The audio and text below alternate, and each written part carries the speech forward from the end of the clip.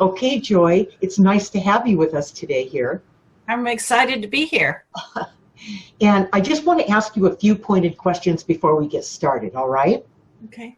All right. As far as my guided journey, how do you expect, hope that this will help you make the connection to your spirit guides and angels? I've been doing the part 3 all along, which is the next step. But the part 2 takes you back to where you lost your initial connection with them. And if we can figure out what that was, that's our blockages, and we'll have that better connection with them. That's the whole reason for doing this. When I first published Guided, and I had that literally thousands of fans coming at me, asking me the same question: how do I make the connection to my spirit guides and angels? I know I can do it. After reading Guided, they connected with it. And with all that coming at me, that's how this came about. There's 18 chapters in part 2. Mm-hmm. We're working on part 2, which is where you take the journey. You take your own journey, all right? Guided is how I took my journey and how it worked out, what you can expect. And this is your journey. So out of those 18 chapters in part 2, which one do you want to work on today, Joy? Number 4. Number 4, okay. I love this. This just relates, it stems right from this, right from the heart of the matter, from living it myself. So tell me what you have flushed out so far. What have you written down in part 4? It was pretty interesting, actually.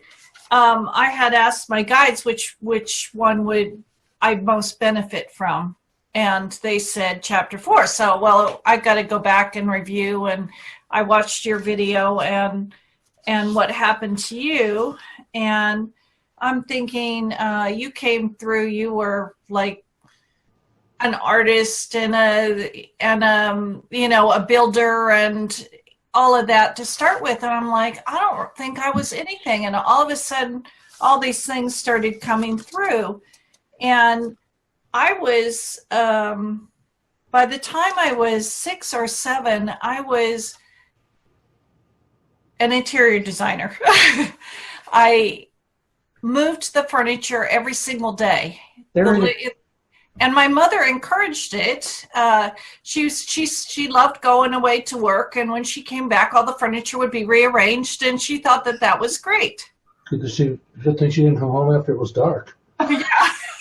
Yeah, she couldn't find her way through. Anyway, that's great. Okay, keep going.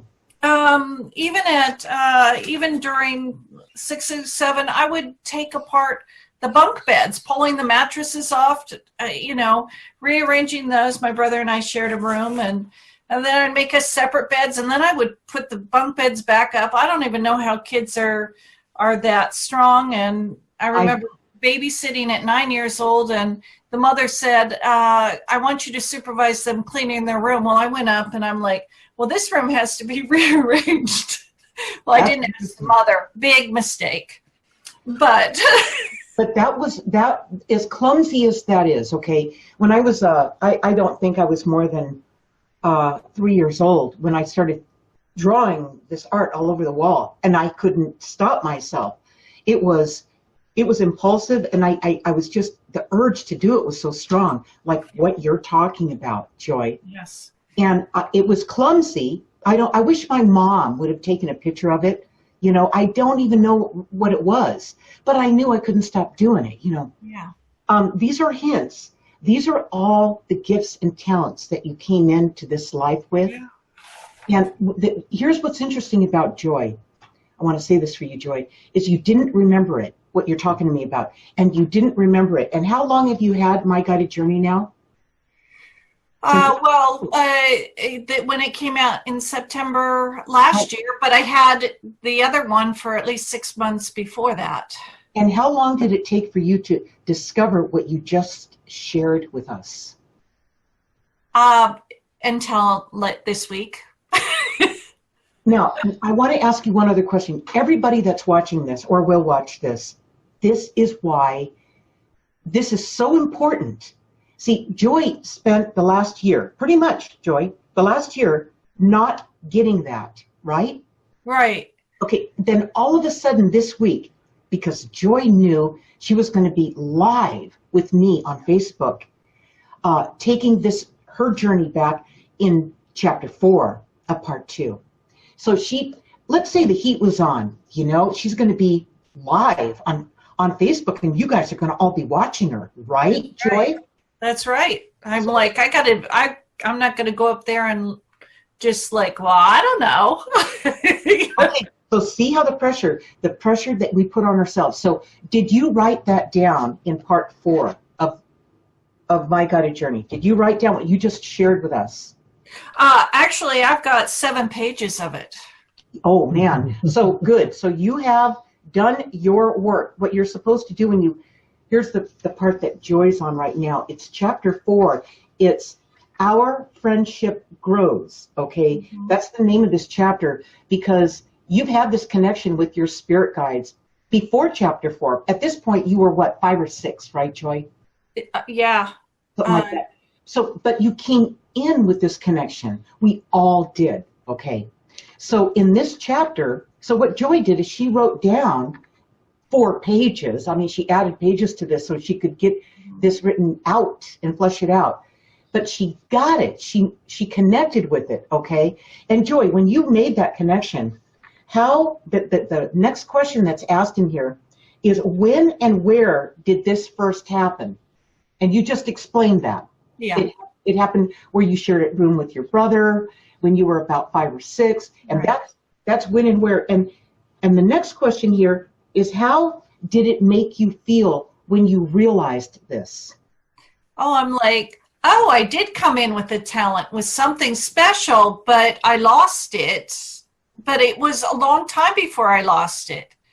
And, but I didn't attribute anything to my guides helping me and showing me and giving me all this joy. Yeah, you didn't see the connection. No. When you were 5 or 6 or 7 or 8 or 9.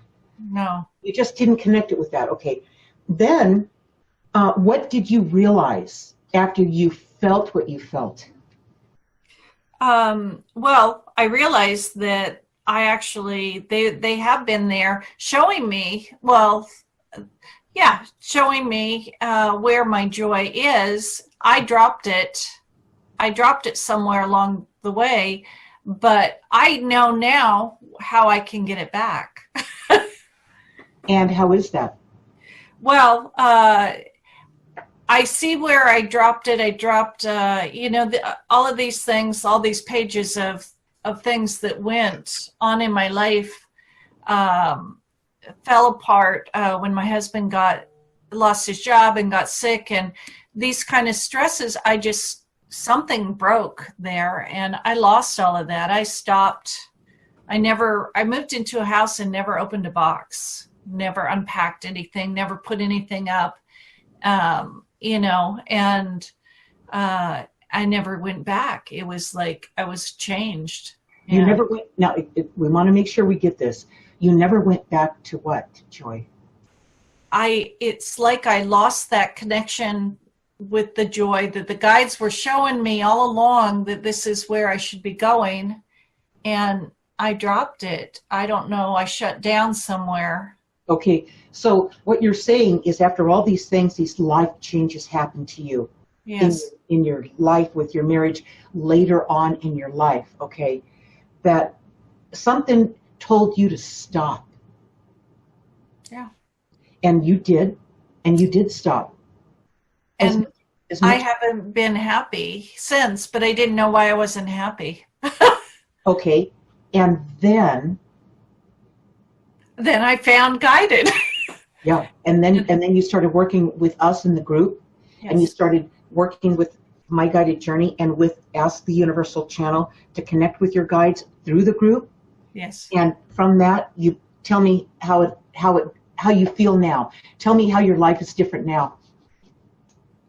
Well, actually doing the channeling is my greatest joy now. But after discovering all of this, I see that there's even more out there for me. But I would not have known that if I hadn't done this journey. How far are you through part 2, the 18 chapters? Chapter 4 now. Chapter 4. Okay, so you went through 1, 2, 3, and 4, right? Well, not so much with 3 either, but. With 3, okay, yeah. Let's take a look at 3 for a minute. I want to, okay, friends. All right. So that's a little bit before what you're talking about, what you realize now in part 4, in chapter 4. So our friendship grows. All right, Ray.